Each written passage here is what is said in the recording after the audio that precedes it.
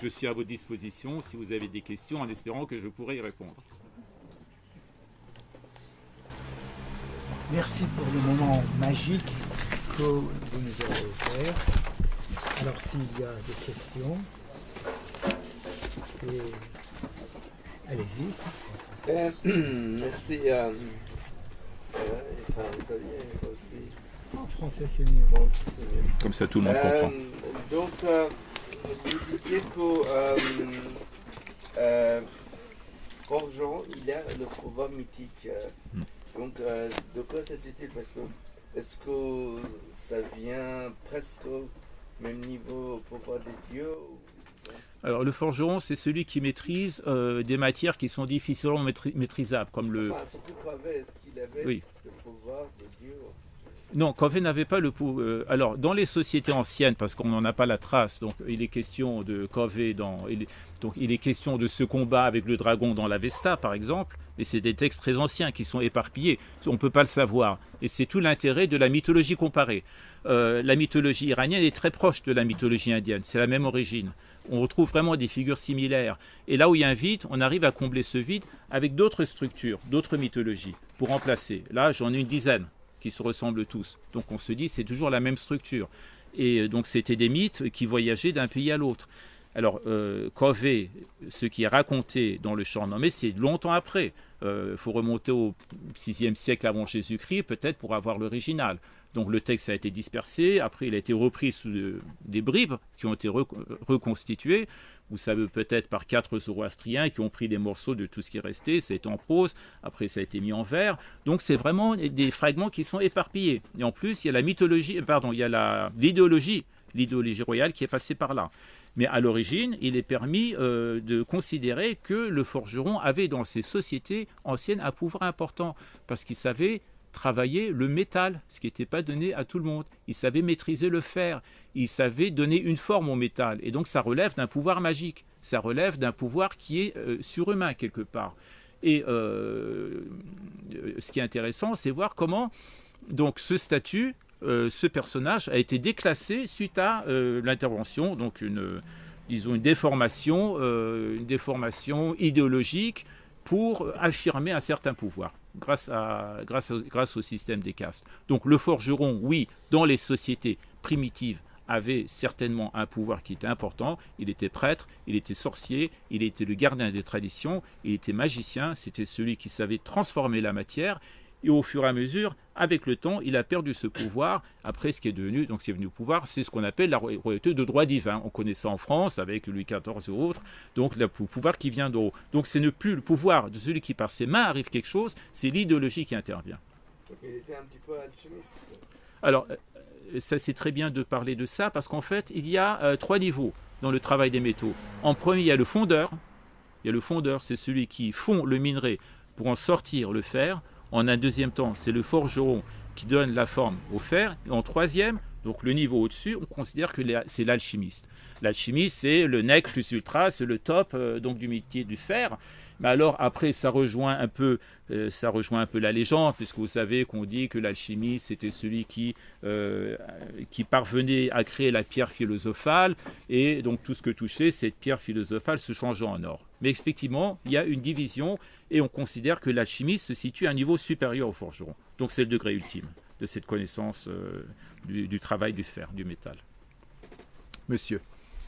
Dans cette recherche que vous avez fait, est-ce que vous avez compris quel aspect il a changé ce niveau de société pour le forgeron?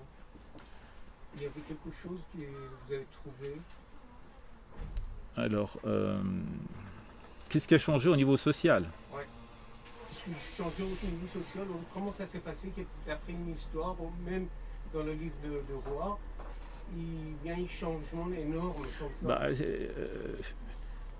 Alors, ça, là aussi, il faut voir un peu comment ça s'est passé au fil de l'histoire. Comme je vous disais, c'est un livre qui a été donc rédigé en entier probablement sous les Sassanides, mais il y avait des textes beaucoup plus anciens, peut-être aussi une littérature orale.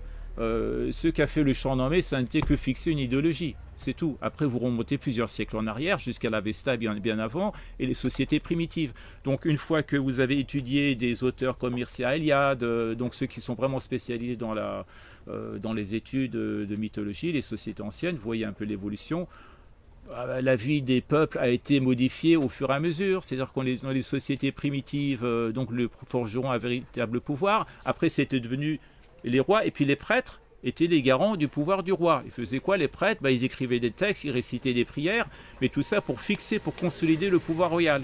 Donc il y avait, et puis les guerriers. Alors, les guerriers aussi qui étaient les garants du pouvoir royal, et puis après le peuple s'exécutait. Donc il n'y avait pas la noblesse, le clergé, le tiers-état, donc les 3 catégories sociales. Bon, en Iran, il y avait ces 4 catégories, et il a fallu encore beaucoup de siècles pour que les artisans puissent passer d'un niveau à l'autre, passer au 3e niveau, au 2e niveau, au 1er niveau. Donc c'est des bouleversements. Si vous voulez parler de changement dans des sociétés, ça se passe sur des siècles et des siècles. Ça ne se passe pas sur des périodes très courtes. Est-ce que vous avez trouvé quelque chose que vraiment ces changements, c'est ce que je voulais savoir. Est-ce que dans votre étude et pendant ces temps-là, que vous avez réfléchi à ces sujets, surtout parce que vous avez mis sur les mains sur les forgerons. Donc vous avez réfléchi. Je voulais savoir, est-ce que vous-même, est-ce que vous avez trouvé quelque chose ou non Quelque chose, du point de vue, encore vous dites quelque chose, j'ai trouvé beaucoup de choses, mais est-ce que c'est sous un angle précis, votre question? D'un point de vue social, d'un point de vue symbolique j'ai trouvé énormément de choses. J'ai trouvé beaucoup de choses. J'ai trouvé, par exemple, pour ce qui concerne la partie, le forgeron national, le forgeron nationaliste, celui qui a créé l'étendard national, peut-être qu'à un moment donné, par exemple, sous les Parthes arsacides, qui était un peuple de guerriers, peut-être qu'il y a eu un mouvement populaire, il y a eu une révolution, parce qu'on se dit d'où ça vient quand même, ça. On dit que c'était un forgeron qui venait d'Ispahan, dans le livre des rois. Mais sous du temps admettons, des Achéménides, on ne sait pas trop ce que représentait Ispahan, donc c'est beaucoup plus proche de nous. Ispahan, c'était la ville d'où partaient les armées. Aspahan, c'est la ville où il y avait Sepahan, les armées. Et il y aurait eu une révolte, une révolution à Ispahan. Et il y avait des corporations de métiers qui avaient un pouvoir guerrier, donc qui arrivaient à mobiliser des gens.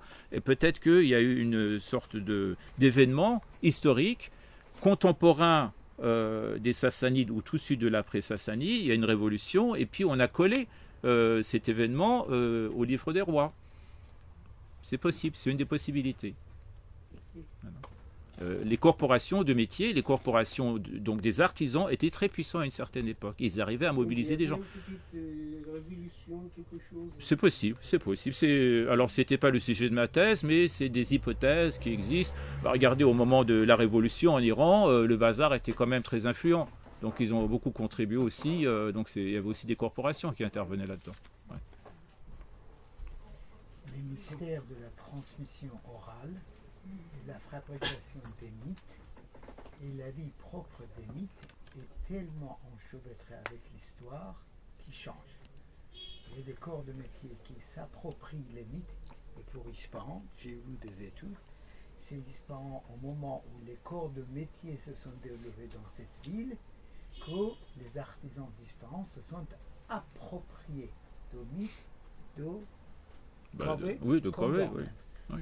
Et là, l'histoire des mythes et réalité historique, c'est vrai qu'il y a une interrelation. Mais c'est deux mondes et deux vies et deux organismes complètement différents. C'est quand même très troublant, parce qu'on dit qu'il y a un combat entre le roi et un dragon, une créature monstrueuse, et il y a un forgeron qui vient du bazar. Donc il y a un sacré raccourci historique quand même.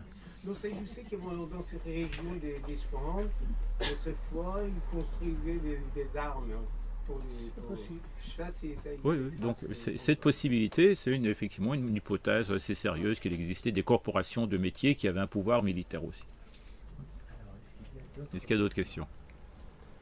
Moi j'ai une deuxième question, si je vous permets. Parce que dans la mythologie grecque, de ce qui est dans la mythologie grecque, il y a eu, après des ouvrages, dans la littérature moderne et dans tout ce qui est les psychanalystes comme Jung, etc., ils ont employé mythologie grecque pour aller au fond de la nature de l'homme, en quelque sorte. À titre par exemple, est-ce que par exemple Zahak a été pris par le démon intérieur des gens ou Covey qui a révolté une énergie de révolte qui... Enfin, j'ai l'impression qu'on n'a pas eu ce genre de littérature dans la littérature persane. Est-ce que vous confirmez ça? Zahak, dans le récit du Shahnameh, il a été possédé par le démon qui s'appelle Iblis. Donc c'est une possession, c'est le démon, pour le remercier d'une action qu'il avait menée, l'embrasse sur les deux épaules, il y a ces deux serpents qui sortent. Donc il a été possédé par le démon, c'est une créature du démon, mais ça a été beaucoup transfiguré, puisqu'à l'origine c'est pas ça. Dans l'Avesta, vous avez Ahura Mazda, Aharomin, donc c'est le dieu du bien, le dieu du mal, et puis il y a toute une cohorte des créatures qui, donc du côté d'Ahura Mazda, c'est les Izad, et du côté de Ahriman, je ne sais pas, donc chacun a son armée, c'est beaucoup plus complexe que ça. Dans le Shahnameh, c'est quelque chose entre la légende et l'histoire. On n'est plus tellement dans le mythe, on va très très vite du mythe à l'histoire. C'est un raccourci terrible. Les premiers chapitres du Shahnameh sur les Pishtoniens, c'est un raccourci terrible. On entre tout de suite dans l'histoire, on fait descendre les mythes du ciel et hop, tout de suite on entre dans l'histoire. Et voilà, donc il y a beaucoup de dire. Ce que je veux dire, c'est que les récits n'ont pas été repris dans la littérature moderne, telle qu'on connaît par exemple dans les littératures françaises ou anglaises ou d'autres, enfin en Europe surtout, il y a une littérature très riche qui reprend cette mythologie et faire, par exemple, Prométhée qui prend, qui sacrifie.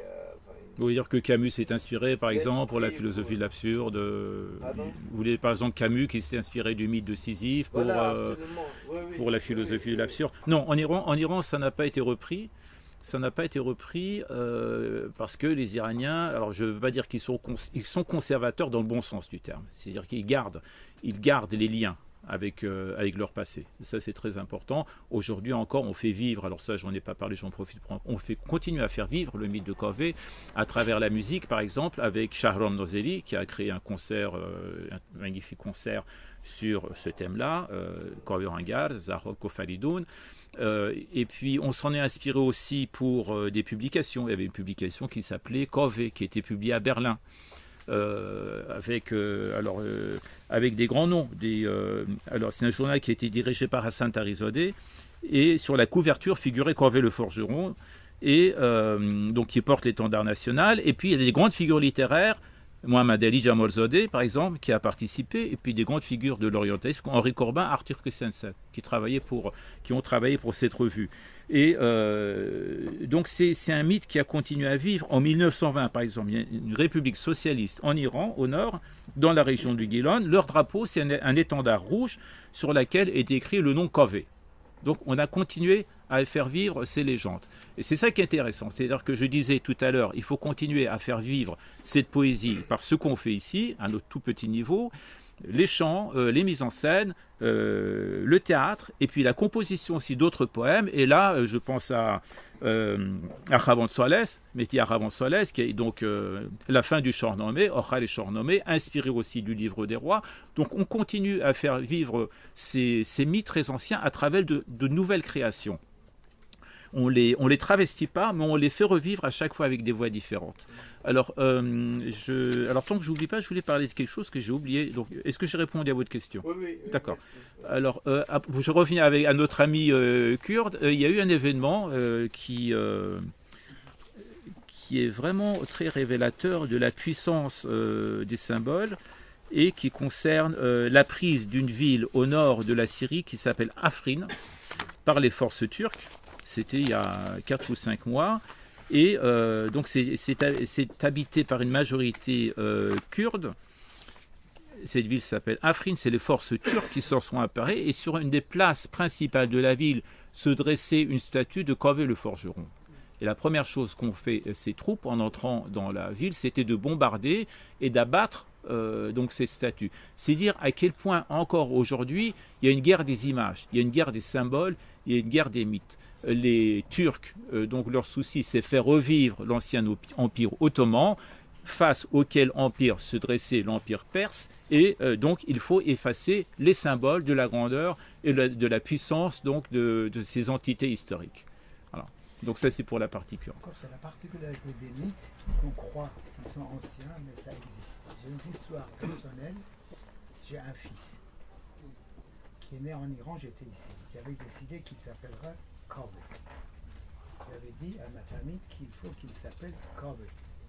Le jour où mon père est allé enregistrer la naissance de l'enfant, l'enfant est né par hasard le jour de couronnement de Mohammad Reza Pahlavi, qui était le jour de sa naissance. Et le jour de couronnement, ils avaient décidé que tous les enfants qui sont nés ce jour-là, ils auront une bourse d'études et une prime en pièces d'or.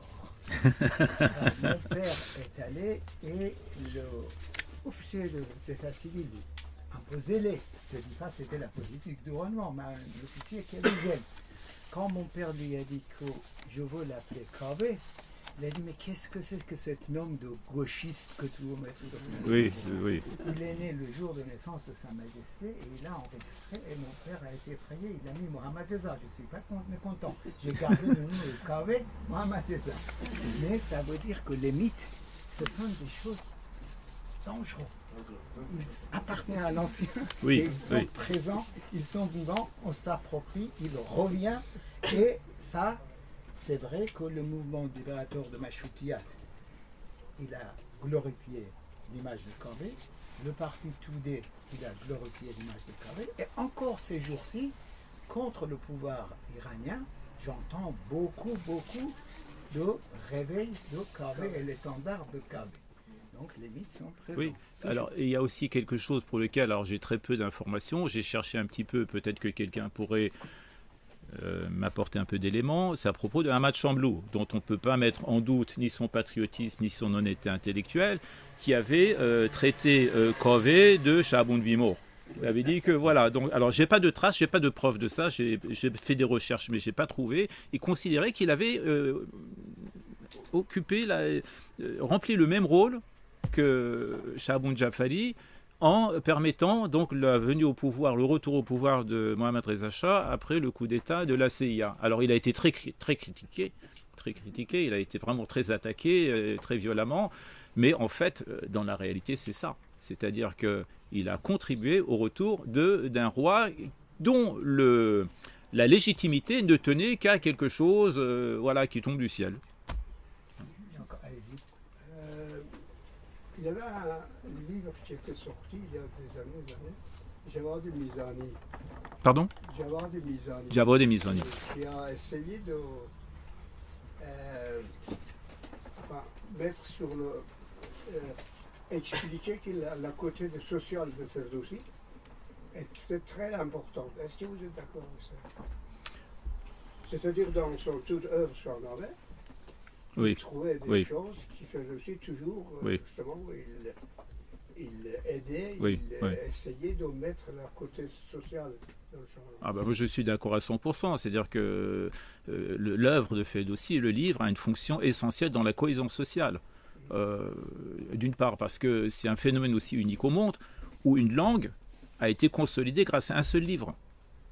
Le persan, après les langues anciennes, l'avestique, le vieux perse, après vous avez le pahlavi ou moyen perse, et donc le perse moderne, le persan commence à prendre forme après l'invasion arabe, donc 8e, 9e siècle, et donc a commencé à prendre forme grâce à cette langue persane. Elle n'était pas encore tout à fait formée, et c'est le livre de Ferdowsi qui a permis de le fixer une bonne fois pour toutes. C'est un seul livre qui a fait ça, c'est un phénomène unique au monde. Avec un seul livre, il a permis de fixer cette langue une bonne fois pour toutes, encore aujourd'hui, au XXIe siècle, ça nous sert de repère, ça nous sert de référence linguistique. Donc c'est d'une part, il y a une cohésion historique, une cohésion par les mythes, les légendes, ça c'est important parce que ça nous représente, ça représente une sensibilité, et aussi une cohésion au niveau d'une langue. Et ça, je pense que c'est un phénomène vraiment unique au monde. J'ai travaillé un peu sur l'aspect un peu comparatif avec des équivalents en France. Par exemple, vous avez la chanson de Roland, qui date du XIe siècle, où vous aviez le même phénomène.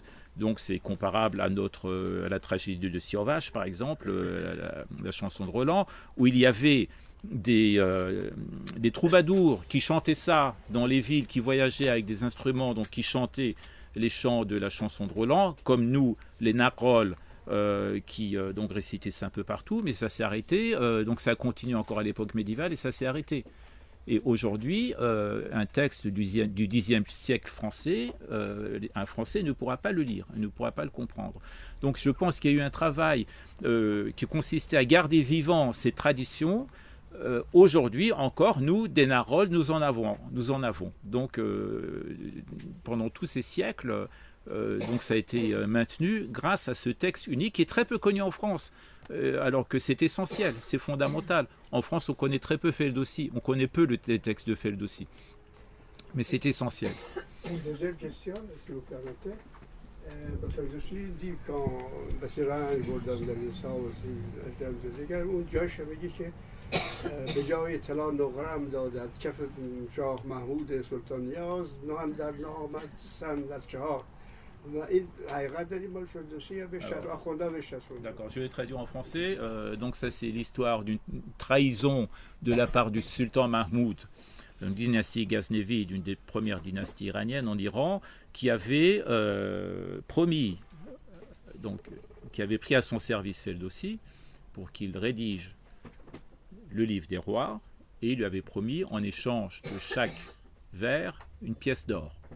Et l'entourage du roi, qui était jaloux, lui a dit « Tu vas quand même pas payer des pièces d'or à un hérétique, parce qu'il était chiite, alors que le sultan Mahmoud était sunnite. » Finalement, le sultan Mahmoud se laisse influencer, et au lieu de 120 000 pièces d'or, on lui donne 50 000 pièces d'argent. Oui, mais il y a beaucoup de gens qui contestent, par exemple, les grandes spécialistes charnements allemands, comme ça s'appelle. Oui, mais ça, je raconte la légende, hein. Je justifie pas. C'est pas Feldossi qui a écrit. C'est la légende. Est-ce que c'est vrai ou non? Ben, ça, j'en sais rien. On ne sait pas. Ça, je ne peux pas le savoir. Et je pense que les autres, ni Gilbert Lazare, ni Fouché-Court, ni les autres ne le savent. Les gens qui étaient toujours sont contre les premières. Parce qu'à l'époque de soi-disant révolution, ils voulaient monter tous le statut Feldossi. Ils ont créé, ils ont mis dans le charme.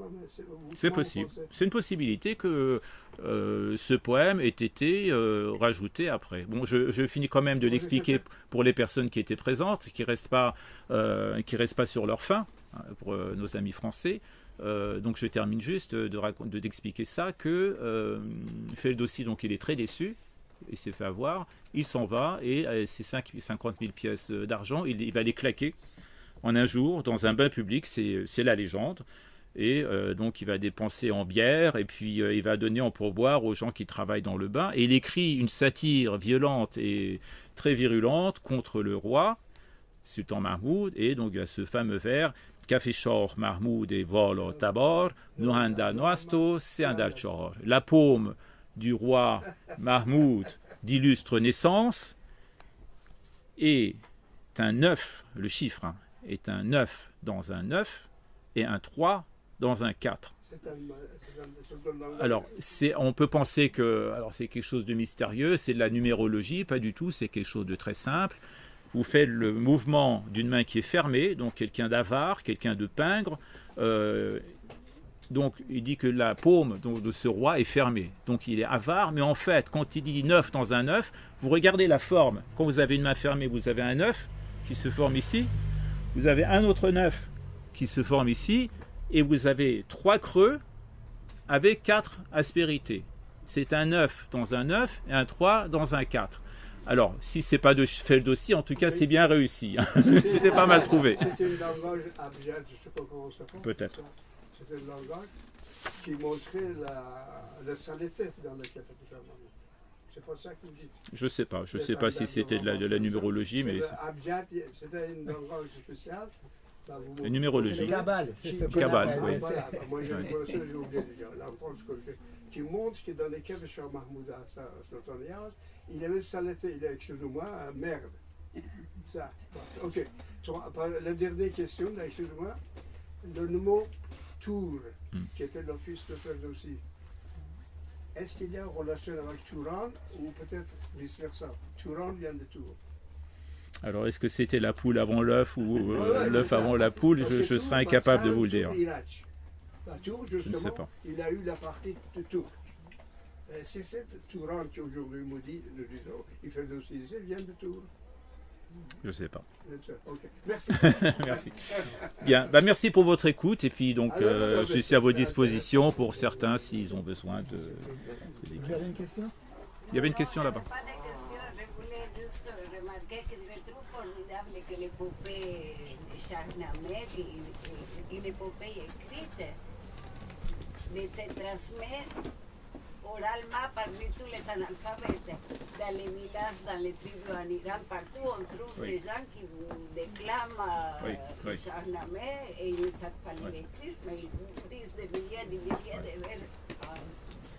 J'ai assisté à des transhumances de tribus Rashraï qui sont turkmènes, qui parlent un turkmène, mais qui pendant la nuit, pendant la transhumance, il y en avait quelqu'un qui récitait le Shahnameh en persan et qui ne comprenait pas le persan.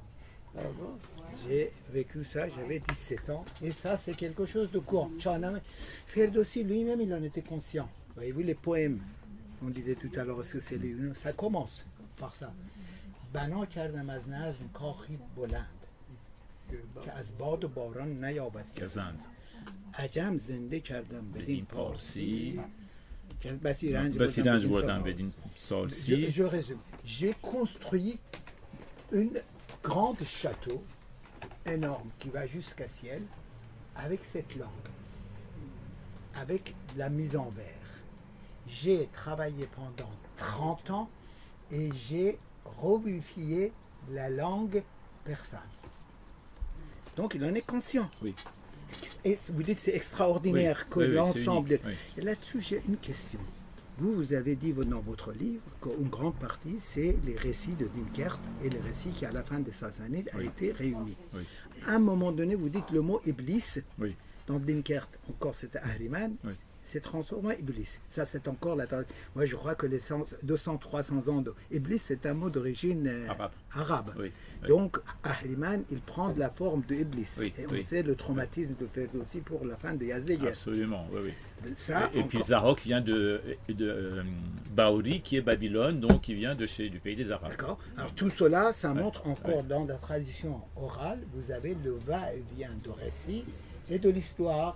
Après, on l'approprie, ça change, ça c'est un phénomène de tradition orale. Et la poésie de Ferdowsi, c'est beaucoup plus la mise en vers d'une tradition orale.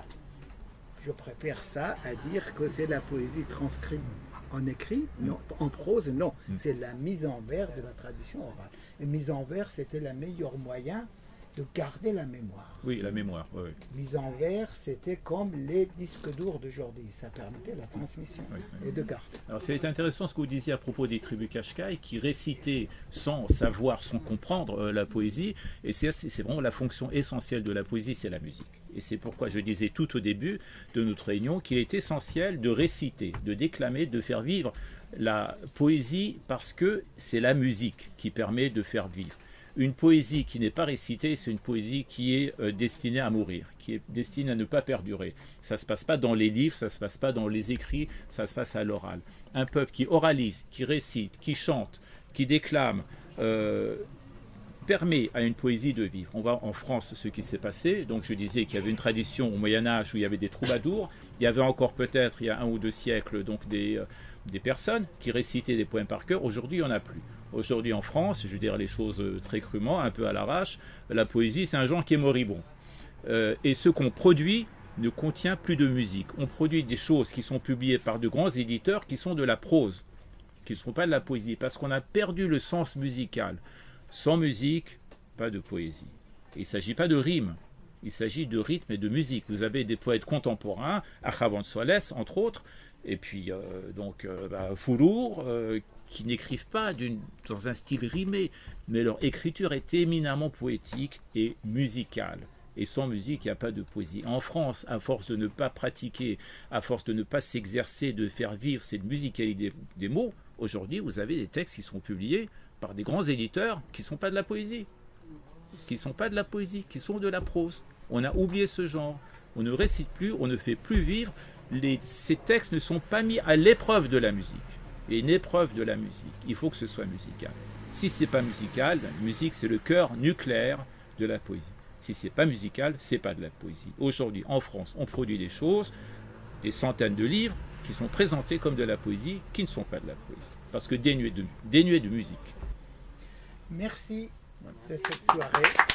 Merci beaucoup, monsieur. Merci les musiciens.